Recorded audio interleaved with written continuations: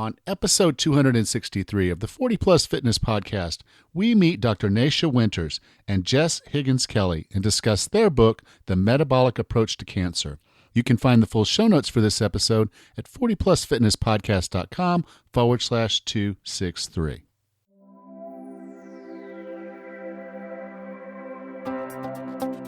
Have you decided you're ready to make a change? To reclaim your health and fitness? The 40 Plus Fitness Podcast is here for you. I'm your host, Alan Meisner. I'm an NSAM certified personal trainer with a specialization in corrective exercise and fitness nutrition. Let me be your coach as you find your way on your health and fitness journey. All right, let's go. I'm excited to be sharing today's episode with you because my conversation with Nasha and Jess were really just pretty cool. And I know a lot of us are affected by cancer, either ourselves or someone in our lives has suffered from cancer. And so an opportunity for us to look at an approach to not only curing ourselves potentially of cancer, but maybe preventing ourselves from getting a cancer, I think is a really important topic for everyone to be aware of. But before we get into that interview, I did want to take just a couple minutes to touch on a couple of the things that are top of mind right now for me. As you know from previous episodes, I am going to be the fitness trainer for the first Keto Fest up in New London, Connecticut, later on in July 15th to be correct. And then July 16th is the second day of that festival when they're going to have all the science geeks coming in and talking about ketosis. So if you've been interested in ketosis or you are in ketosis, you use ketosis yourself, and obviously the conversation we're going to have today is near and dear to anyone that's using ketosis or knows about ketosis. But if you are interested in ketosis, I think this is going to be a great opportunity for you to come to a festival, enjoy meeting other people, train with me, and then also just get an opportunity to learn a lot about ketosis over the course of a weekend. And there's a lot of fun built into this as well. So it's not just all sit down in a conference and take little sessions all day long. There's a lot of fun, a lot of food. And it's going to be a really cool event. I'm really glad that Richard and Carl were able to put that together. But you can go to ketofest.com and learn a lot more about that. And like I said, I'll be doing some fitness sessions there.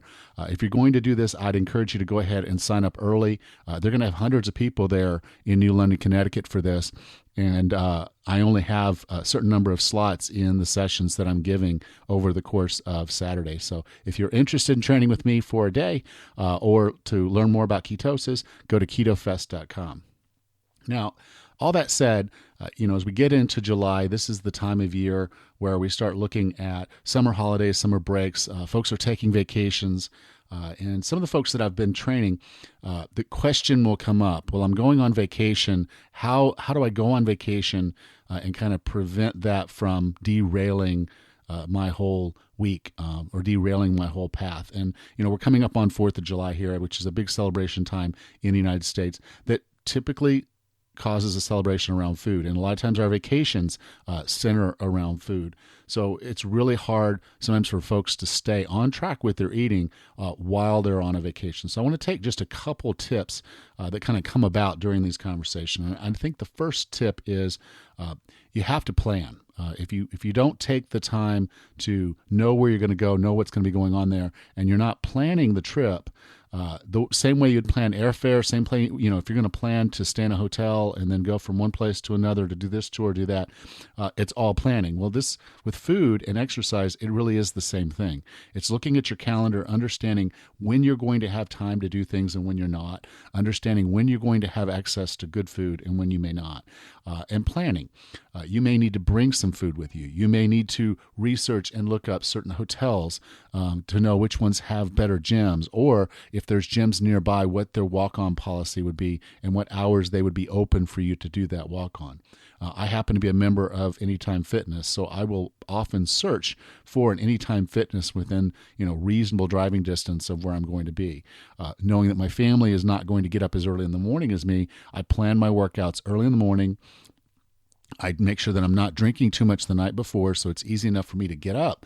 I get up, go do my workout at the Anytime Fitness, come back, take my shower, and I'm good to go for the rest of the day. And a lot of times just making sure that you stay on track with your fitness and your food is going to make sure you have the extra energy to maybe forego that extra hour of sleep that you would have gotten if you don't do this exercise. Now, a lot of people will just go ahead and, let go of the food, let go of the exercise for that period of time, because it becomes an additional stressor if they're really trying to push to get these things done. And believe me, I definitely understand that. Managing stress for me is also kind of top of mind as I go on, because that tends to be the one thing that holds me back from optimal health and optimal performance. So don't let it be something that stresses you out. But again, having a plan for when you get back from that vacation, when you get back from that trip, so that you know that you're going to be getting yourself back on track when you get there. So it really does come down to planning, and it's planning during the trip and potentially planning after you come back if you know you're going to go off plan during that trip.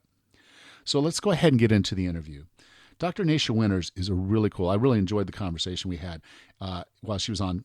And, she's a board-certified naturopathic doctor, a licensed acupuncturist, and a fellow of the American Board of Naturopathic Oncology. So she lectures on the topic of cancer. And in this book, the Metabolic Approach to Cancer, we're getting into some of the details of what drives a cancer cell to grow and move. And so she's really got a lot of knowledge on that. And now Jess Higgins Kelley, she is the director of Oncology Nutrition Therapy certification program at the Nutrition Therapy Institute in Denver, Colorado. And so as an educator, as a consultant, and as a practitioner of diet and understanding food, she kind of puts this whole roundedness. And that's why this was a really cool conversation with these two ladies, because they both bring such a huge wealth of knowledge about nutrition, about cancer, and what we can do to take care of ourselves and to protect ourselves. So with no further ado, here is Dr. Nasha and Jess. So Nasha and Jess, welcome to 40 Plus Fitness. Thank you. Thanks for having us. I'm really excited to have you on the show because, in a sense, cancer affects all of us. I know the statistics in your book say 50% of us will likely at some point in our lifetime deal with cancer. But when you start thinking about, okay, if half the people are dealing with cancer, well, the other half are people dealing with the people who are dealing with cancer. Very good point. So 100% of us either know someone or have someone in our life that is dealing with cancer. And so that's why I think your book is such a compelling story, because it literally gives us some tools to manage our own healthcare. Right on. Yeah, exactly. And so I kind of want to start this with, okay, when we're talking about cancer, you guys kind of get into what you call the 10 hallmarks of cancer. And I like the way you kind of put that together, because it really kind of tells us, okay, what is this really all about, and how do we look at this as a disease? So could you kind of talk about the 10 hallmarks of cancer? Yeah.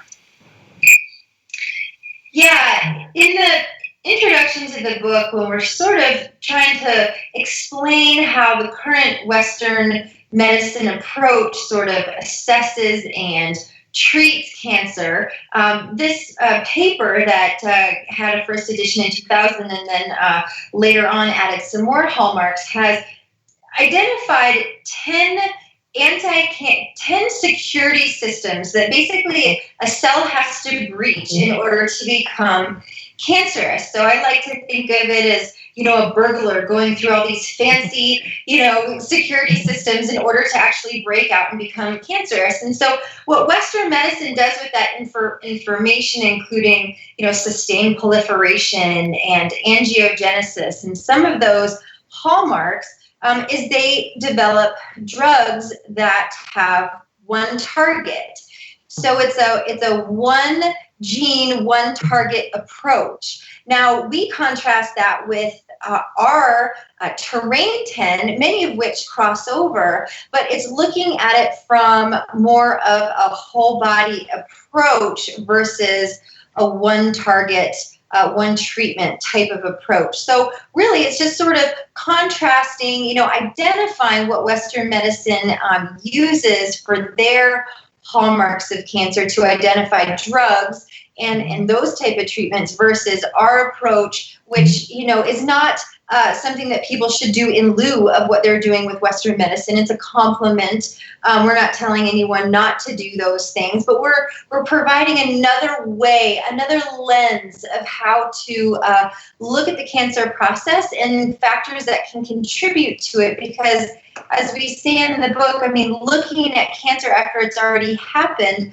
we're failing to look at the preventative approaches. And our book is really looking at prevention by identifying these 10 different terrain elements. So that's sort of why we featured those 10 hallmarks of cancer in the introduction. Yeah. Okay. Do you mind going through the 10 of them? Go through all the 10 hallmarks of cancer that Western medicine has identified? Yes. Yes. And we do this in the book. And just know when I explain, it's a very, very simplified version of what's happening on a physiological level. So, the first one would be sustained proliferation, as I mentioned. So basically, cancer cells, they grow out of control, right? That's sort of the overriding thing that we think of when we think about cancer. Another hallmark is insensitivity to anti-growth signals. So cancer cells are able to disarm various processes that the body uses to basically put the brakes on cell division. Cancer cells are also able to evade apoptosis, and apoptosis means cell suicide. So normal cells will self-destruct when they detect an error, but cancer cells can divide despite errors. The fourth hallmark is limitless replicative potential. So normal cells healthy cells, they'll divide, or they'll have apoptosis after a certain number of cell divisions. It's somewhere between 30 to 40, and it's based on telomeres. And after that many, it's just like people, after they live a certain amount of years, they pass on. So that's what happens with healthy cells. But cancer cells, they're immortal, basically, is one way to think of it. Angiogenesis, sustained angiogenesis, is cancer cells are able to create new blood vessels that can supply them with, they need oxygen, they need nutrients, they need waste carried away in order to continue to grow. And normally angiogenesis, which is the creation of new blood cells, only happens during embryonic development or during injury. So if new blood vessels need to form to help repair a cut or something like that. But cancer cells are able to kind of hijack that process in order to sustain blood supply. A lot of these have crossovers to our terrain 10. So you'll see, we'll talk more about that. But metastasis is another one. So cancer cells are able to spread to other sites of the body where they're able to glean more nutrients and more oxygen. They are also able to reprogram their energy metabolism. And this is where, the whole new concept of cancer as a metabolic disease is really emerging. And what's great is to see it recognized in the Western world is that we know that from what we learned by Dr. Otto Warburg and the Warburg effect is that cancer cells, they alter their energy production and increase their metabolic rate in order to sustain rapid growth. So as compared to healthy cells, cancer cells increase their rate of glycolysis, which is the rate in which they use glucose or a fuel source, to a rate of 50 to 100 times faster than normal cells do. So they are able to reprogram the way that they use metabolism, and that's based in mitochondrial damage. And so that's really where the big focus of our book is, but this is also a hallmark that's recognized in Western medicine. And the three more hallmarks left, avoiding immune destruction. So cancer is an incredible disease, really. I mean, the more you start looking into it, it's just fascinating fascinating what cancer cells are able to do. But they can avoid immune destruction, they can suppress immune function, they can evade immune surveillance systems, so they're able to sort of disguise themselves from our immune system. They're also able to promote inflammation, so they activate an inflammatory response that enables them to grow and get more of that blood supply. And then the 10th hallmark of cancer is genome instability and mutation. So we know that almost all cancer cells have some type of defect in their ability to repair DNA. So we see that, the genetic instability and mutations that are there. So that's how Western medicine looks to, develop new treatments that are based on these hallmarks, because each one of these 10 that I just talked about all have a specific gene process involved with it, or a different target that they can use to create a different specific treatment. So that's the long summary of that's not long, because in the book you really do help explain all that in very good detail to where we can understand it, and that's kind of where I really like this. And then with the terrain 10 that you mentioned, and I'm glad you brought that up, is that and I like how you did the garden metaphor of how literally it's all connected, and so I really like that approach of saying, okay, look, we have to look at our body and say, we're a garden here, and if we're not managing pieces of it, then it's all going to fall apart. And so there are ways that we can manage it, because in fact, if we're using Western medicine, which is what we have, unfortunately, with our medical system, you're not going to get paid to go to someone else necessarily. And if you can, that's great. And you should get all the information you can to understand other treatment opportunities, or I guess maybe even co-joined treatment opportunities, if that's what makes the most sense for you. But you have to manage this. And I've had lots of doctors on here, and we've talked about how you have to be that partner in your own healthcare. Yes. But could you kind of go through the terrain 10? Because I just found that really, when I thought of that, particularly with respect to just my body and with respect to cancer, because I think cancer just scares the crap out of all of us. It just does. When you hear the C word, it's like, if you go to your doctor and it's like that's what you got, then your mind goes in a different way. And I actually recently found a lump on my chest, which is weird for a guy. 5% of guys can get breast cancer. And so, I'm like, okay, well, I'm going to go to the doctor, and he's going to do a look. I mean, I'm not someone who's a candidate for a mammogram, obviously, so we're going to do a sonogram. The sonogram came back, and he said, I don't think it's cancer. So I'm going to go with that, and I'm going to keep monitoring it myself. And then we'll make some choices. But I'm in ketosis, and we're going to talk about that later too. But it's just kind of one of those things of saying, is you thought of looking at your body as a garden and how you would treat your garden and what your expectations of the product that would come out of that garden. I just really kind of like how you guys put that all together. So could you kind of talk about the terrain 10 and what that all means? Sure. Well, I think that Jess did a beautiful job to give the hallmarks, the 10 hallmarks that have been outlined by our conventional medical wisdom in modern medicine today. And yet what I also like that she pointed out is that it is this sort of individuated, we create a target, an actionable target, and we go after each and every individual one of those hallmarks. And you'd have to take a collection of drugs to hit multiple targets of those 10 hallmarks, but it also is at the cost of a lot of toxicity, because you can't really tolerate more than hitting maybe 2 of those targets or up to 3 of those targets at once from the pharmaceutical approach.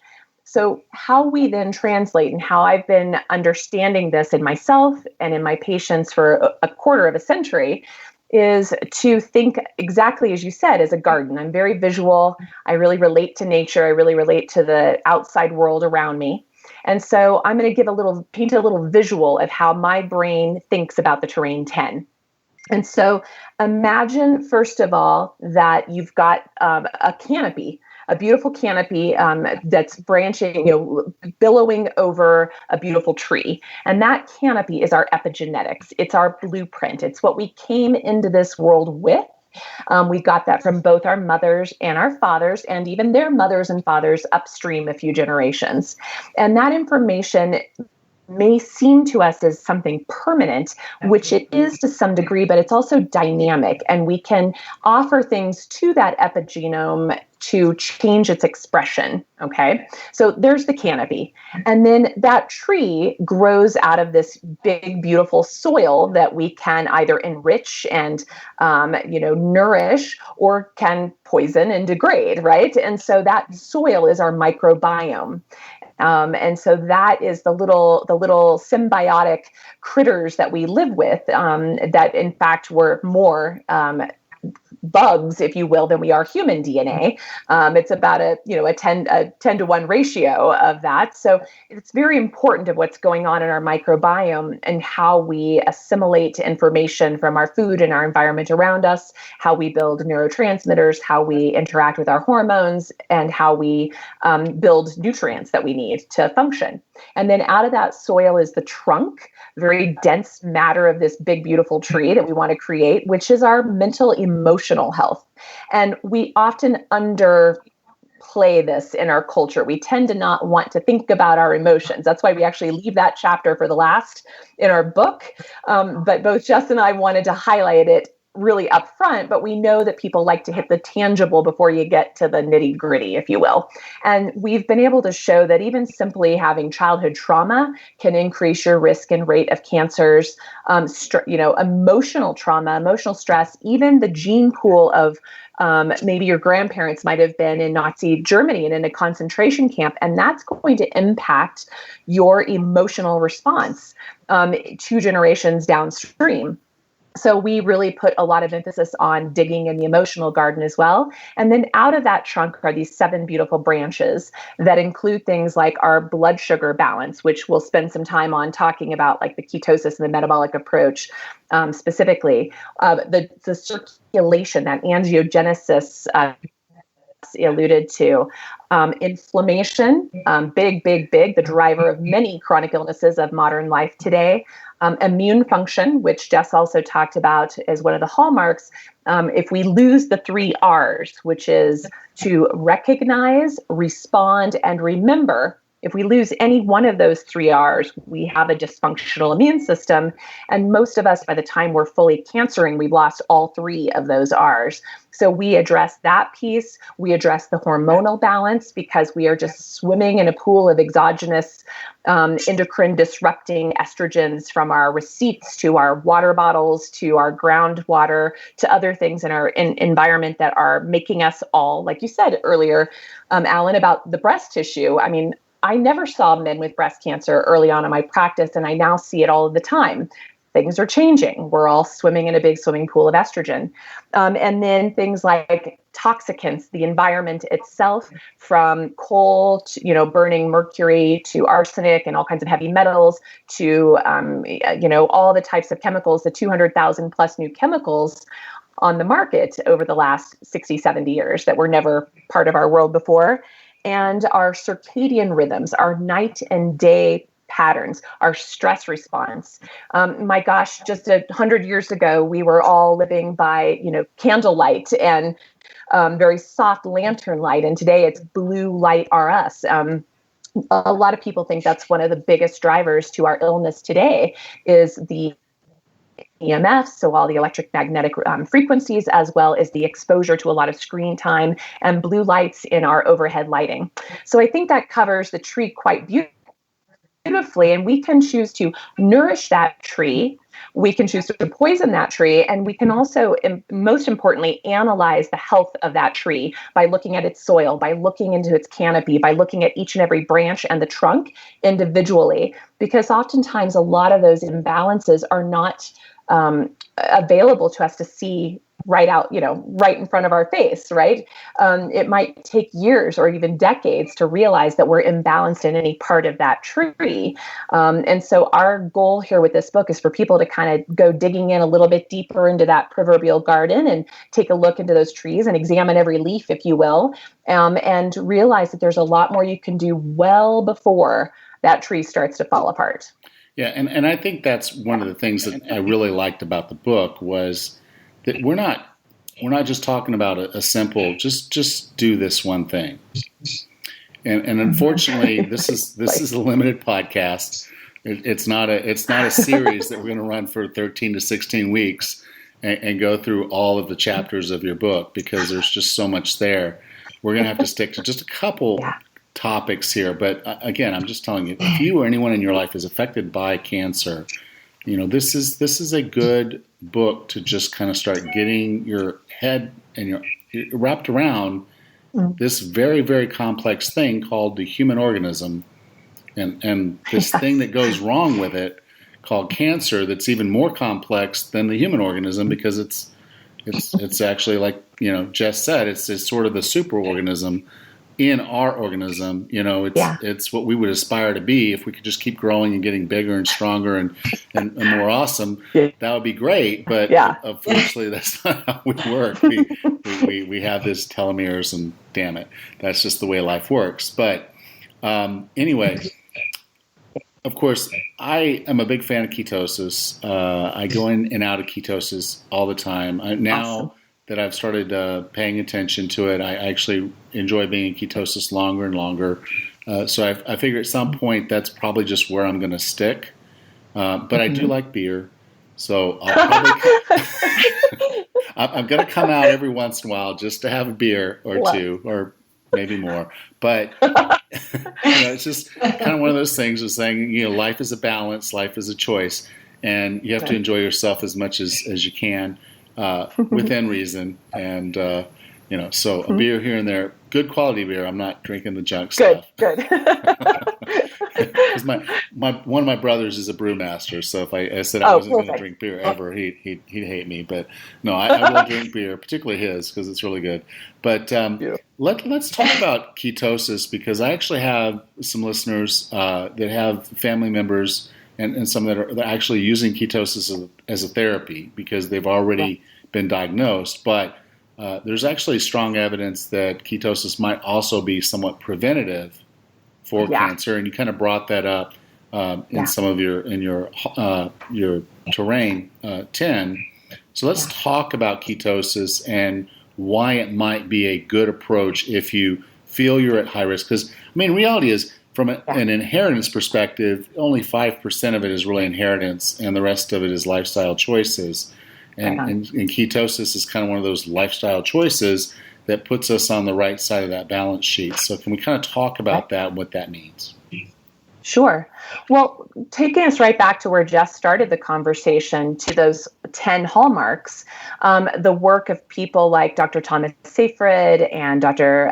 D'Agostino and Dr. Adrian Scheck out of Barrows Neurological in Phoenix, Arizona, we have found, at least so far, that the ketogenic diet, in fact, addresses at least 6 of those those 10 hallmarks of cancer, and likely all of them. So we know that it's anti-angiogenic. We know that it induces apoptosis, that programmed cell death. We know that it actually does stimulate some of the lets the cells know to stop proliferating, so we can stave off growth and proliferation. Those are just some examples.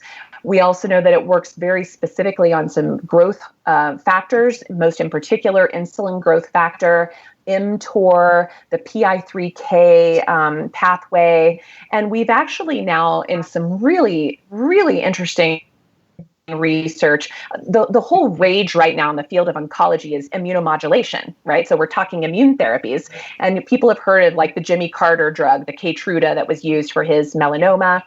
That's considered something, a PD-1 inhibitor. It's also known as a checkpoint inhibitor, and it's working on one of those hallmarks that Jess alluded to earlier. And they're now starting to coin the ketogenic diet as cancer's checkpoint inhibitor.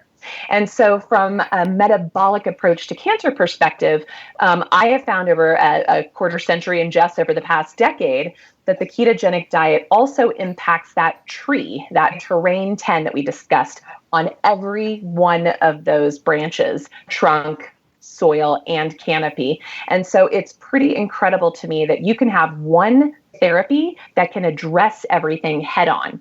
And the most amazing thing I think about a ketogenic diet is that it synergizes with and makes other therapies, conventional and non-conventional. So everything from chemotherapy and radiation to even things like high dose vitamin C and hyperbaric oxygen, even more potent in direct cytotoxic or tumor die-off, tumor kill. And so there's some huge potential as sort of the ketogenic diet behaving somewhat like a Trojan horse. It's like it parts the ways, it kind of gently knocks on the door opens up, and those other therapies, but whether they're targeted therapies, hormone blockade therapies, chemo, radiation, integrative natural therapies, those therapies then have their best chance when the metabolism is in a more ketogenic, burning ketones for fuel state. Okay. Now, a slightly deeper question, and this is kind of when as I was reading through the book, it just kind of hit me, and I'm like thinking, okay, well, if I don't eat any sugar at all, so I eat zero sugar, well, my muscles and my brain need some glucose. So my body figures out how to take my body fat and turn it into glucose, because generally when you're in ketosis, for the most part, it's pretty much muscle sparing, as long as you're not in the full starvation mode of, okay, you've gone too far and now you're doing something silly. But if you're just doing general ketosis in a healthy way and you're managing it well, then what's happening is you're in a muscle-sparing way. And actually, I can tell you, you can actually gain muscle in ketosis. I've actually proved it for myself at 51 years old. So you can gain muscle over 50, and you can gain muscle while you're in ketosis. That said, if my body is producing glucose from my body fat and the fat that I eat, then is that not also then going to somewhat fuel the cancer from a glucose perspective? Or is that just not enough to sustain it because of its energy usage?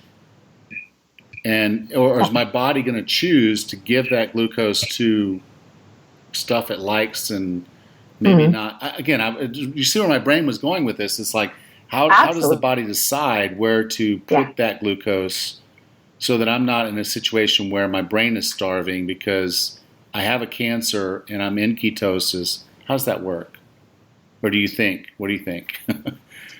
Well, this one's kind of I'll throw a couple pieces in, and I'm sure Jess will add to this. I mean, one of the things is there are a couple of studies that are talking about that there is a very slim potential, and mind you, in cell line studies, not in human studies, that we can start to utilize the fat as another source, fuel, or energy for cancer cells. Now, I've been doing this very long time, and I've personally not seen it clinically. I definitely clinically have seen when people use too much protein, which then drives mTOR, which then does lead to gluconeogenesis. It's more of an issue of protein dominance in this process that seems to be the problem child here versus fat issues. So I just want to throw that on the table because a lot of the data is still quite young, quite raw, and still in cell line to really be able to answer that. Just anything to add to that piece? Yeah, I think when we're putting the ketogenic diet into a modern pocket, and when we think about ketosis and human evolution, it's really important to know that humans were never in ketosis, likely for 6 months at a time, for a year at a time. They would go for a few days or a few weeks without food. They'd go into ketosis, and then they'd find some food, and then that would kind of kick them out. They'd go back into a glucose state. So what we've done from an evolutionary perspective is we've done this whole pulse with the ketogenic diet approach, and now we're seeing therapeutic benefits when we apply that clinically, that clinical approach of the ketogenic diet. But our bodies have an incredible way of, if you think about our ancestors, when they didn't have food and they were in ketosis, they needed as much neuroprotection as possible. And that's why the ketogenic diet was first used in epilepsy, because it's so profound, the effects it has on our brain. So people needed to be as sharp as they could so they could find food instead of going, whoa, so you think about people who are living on carbohydrates, they're exhausted, right? Well, you guys have probably people watched Making a Afraid. Ketosis are sharp. They have to be. You watch Making Afraid, and they're all sugar burners. And exactly 3 days in, they're like just lethargic and don't know what the hell they're doing. Yeah. Yeah. Right. So our body knows how to prioritize fuel sources in order for survival. So your question is great because, the body says, okay, let's go ketones to the brain because we need to keep ourselves sharp so we can, find food and continue to seek out fuel sources, which, our ancestors really loved carbohydrates because it really helped to fuel their brain. So the ketogenic diet is not new. And I love to really emphasize that point that this is a dietary state, a metabolic state that humans have gone in and out of for millennia. So that's what's really interesting here is that now we're just seeing it. Wow, it has the impact. I think it's such a great prevention mode. I don't necessarily think that people need to say, I need to be in ketosis all the time. But when we think about ketogenic diets from a seasonal perspective, in the winter where we have less light, humans, would have been out foraging for less hours of the day. It's a natural time. It's a natural biorhythmic cycle. We talk about this in the book where we would have more likely been in a ketogenic state versus the summertime where we have more abundance of plants. So if people start thinking about utilizing these metabolic approaches, these dietary therapies from a preventative standpoint, it's not necessarily something that you need to be hardcore about all the time, but maybe thinking about, I have my clients maybe try to get in and out of ketosis a few times a year if they're just looking from a preventative approach. Yeah, and I like I said, I like to cycle through, but what I found was being fat during the summer and skinny during the winter really wasn't cool. Because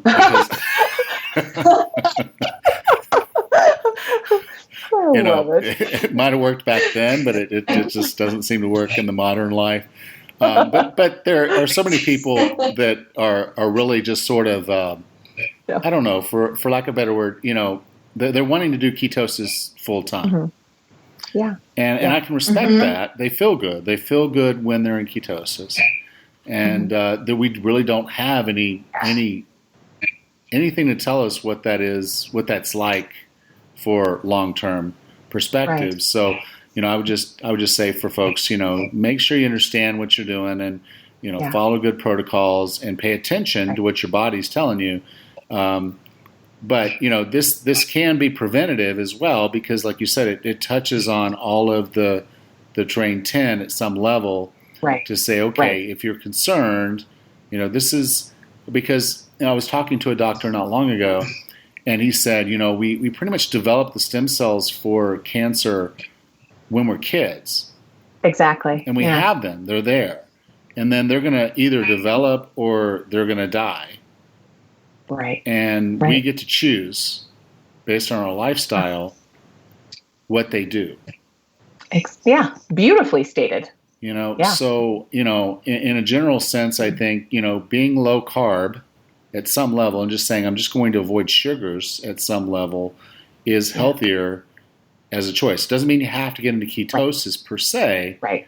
Exactly. But at least understanding that, that Pop-Tart that you're eating for breakfast, as convenient as it is just not doing you any favors from a blood sugar cancer perspective.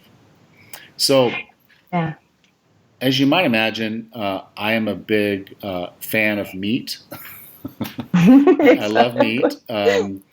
I think, I have teeth in my mouth that say that I'm supposed to eat meat. I'm supposed to eat vegetables as well, and I do. I eat both.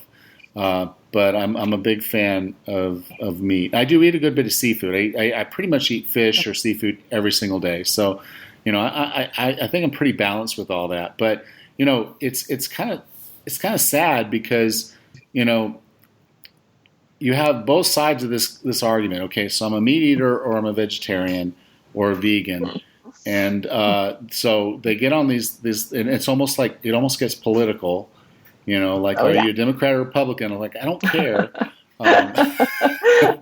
But at the same time, it's like they just can't seem to stand that there's this person doing something otherwise. So you see a study that says meat's going to cause cancer. Mm-hmm. And I'm like, well, I read the study because I do that. I'm a geek like that. And I'm like, well, let me click through and read the actual study. And they did the study on processed meat and said, okay, well, processed meat causes cancer or raises the rate of cancer by 18%. And I'm like, well, I don't know what the cancer rate was to begin with, but 18% of it, maybe what was a small number, might still be a small number because I'm a math guy too. And then I'm like, so what does this really say? And then they say, and this probably relates to all meat. And I'm like, well, how did you come up? That's almost like saying, all ducks are black. I mean, no, they're not all black. It's like, some of them are not black. They're green and got other colors, but you're going to sit there and say, all the ducks I saw today are black, so I believe all ducks are black. And so I really kind of looked at that study and thought that way, but it's now actually becoming almost like folklore. Yeah. So let's talk about meat. Yeah, it's funny. I just got off the phone with a group of students, and this exact question came up, and I said, meat gets lumped into one big pile, and the same thing happens to fat. And where our book really works clarifying, where the research is that there is such a big difference when you start looking at food quality. So research has found that 100% grass-fed meat has a much higher omega-3 anti-inflammatory fatty acid content than cattle which is one of the 10 terrain issues. Yeah, you got it. Yeah, inflammation. Right. Yeah. Whereas conventionally raised meat that's fed a non-natural diet of genetically modified grains, which they're ruminants, they're designed to eat grass, so that immediately causes inflammation there. They have a higher content of omega-6 fatty acids. And so it's comparing apples and oranges if we don't look at the type of meat people are eating, because like we say in our book, conventionally raised meat, they're four-legged Superfund studies. No one should be eating commercially raised meat.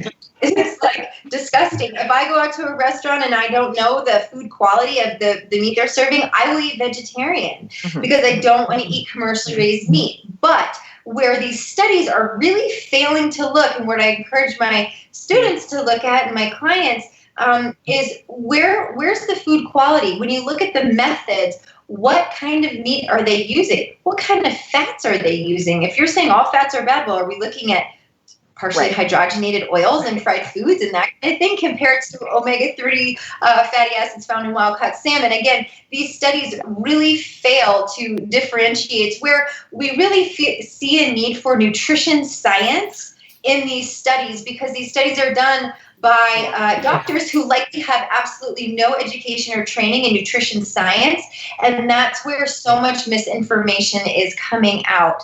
So we have been eating meat as humans for millennia, but the meat we've always been eating is far different than the meat that's on our plates and in our grocery stores today that are, they found that eggs from chickens that are out eating bugs, they're actually descendants of dinosaurs. So chickens are not supposed to be vegetarian fed. It drives me crazy. This is such a misleading. Yeah, I love that. That's now a marketing term, vegetarian fed eggs. Chickens. Yeah, like, really? Oh, that should be good. But yeah, it turns out chickens are definitely not vegetarian. Well, no. They will eat a vegetable. I mean, they'll eat a little bit of grass or a little bit of this and that. They'll eat anything. They're complete scavengers. Yeah.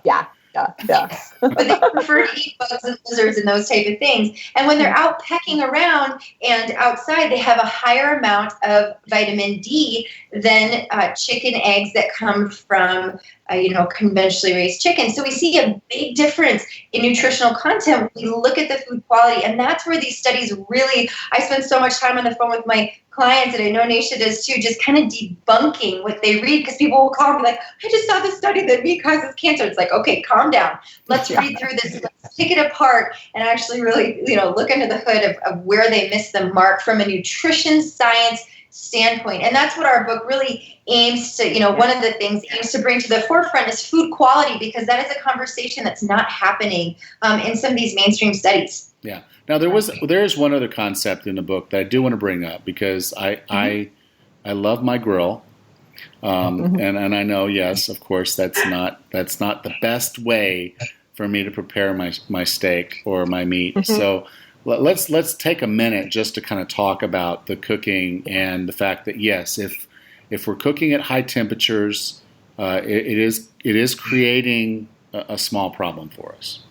Definitely. And a well-known, carcinogen from when you drop the drippings of the meat off into the grill and it basically regases, like smokes up into the meat, that is a well-known carcinogen.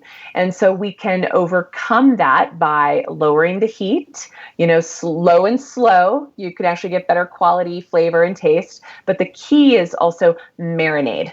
And so we want to marinate the food, the meat, or whatever it is that we're putting on the grill in things that are going to be sort of offsetting the negative effects of that smoke process, but we also want to be constantly marinating ourselves. And so in taking in a very vegetable dense diet, so I think the common thread of all anti-cancer diets is a platform that's sitting on veggies, right? But we want to be marinating ourselves in lots of good medicinal herbs, spices, seasonings that we're putting into ourselves and onto our foods. I know Jess has some great tips on how she approaches this with her clients. I'll let her keep diving in on this. Yeah. Yeah, the low and slow approach is really important. In fact, there was a study that we note in the book that cooking salmon or fish with omega-3 content, if it's cooked higher than 275 degrees, 300 degrees over more than 20 minutes, that omega-3 dissipates. So you could be eating this amazing piece of salmon, but if you cooked it at really high temp on the grill for too long, then you may not be getting those essential fatty acid benefits. So, and same within, pastured meat. So really just trying to slow it down. It's kind of a big metaphor for our life too. We're so fast. We're like, throw it on the grill. We're ready to cook it.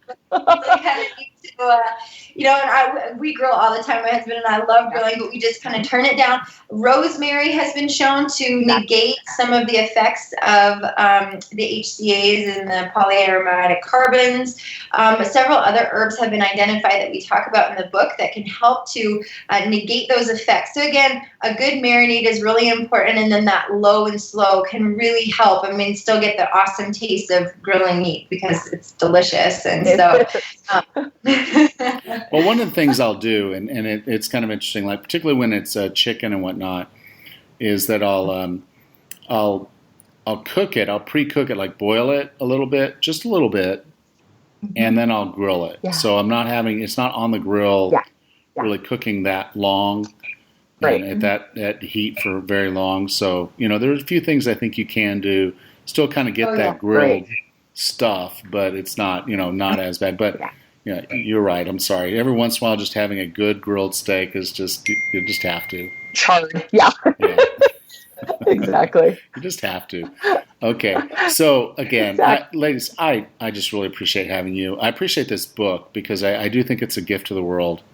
And really, and anyone that's and it's 100% of us at some point have someone in our lives that's dealing with this or have concerns that we're going to be dealing with this. Really just needs to think about, okay, are there lifestyle choices, even little ones? We talked about how you grill your meat. I mean, it's just little choices that you can make that are going to put you in a more healthful position and put you in a position to manage this or deal with this if you're in that situation. And I just think your book's a great resource. So thank you so much. if someone wanted to reach out and get to know more about you, get to know more about the book, where would you like for me to send them? Well, if folks want to have a bird's eye view of helping them completely, thoroughly assess their terrain 10 via laboratory assessment, diagnostics, epigenetics, that's my forte. And they can contact me at optimalterrainconsulting.com. Or follow me on all of my rants on Facebook under Dr. Nasha, all Winters Facebook page, and also Optimal Terrain Consulting Facebook page. And then Jess and I also put together a Metabolic Approach to Cancer Facebook page where we're talking all things kind of related to the book and keeping people in communication there. Okay. Yeah.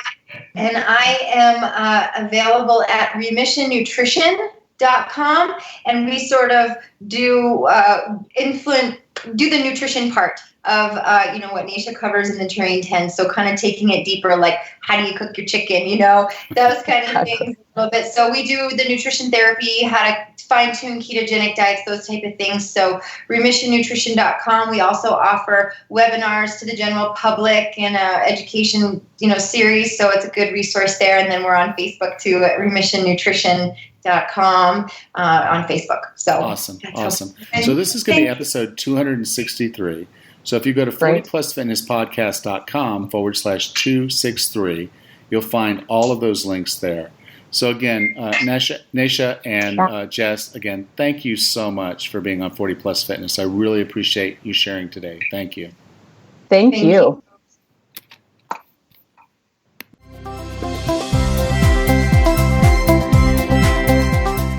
I really enjoyed this conversation with Nasha and Jess, and I hope you did too. And if you did, would you please take a moment to share this episode with friends and family? You can send them to 40plusfitnesspodcast.com/263, and they can access and listen to the episode right there on their web browser. Next time on the 40 Plus Fitness Podcast, we meet Dr. Phil Carson and discuss his book, How to Live Until You Die. Until then, have a happy and healthy week.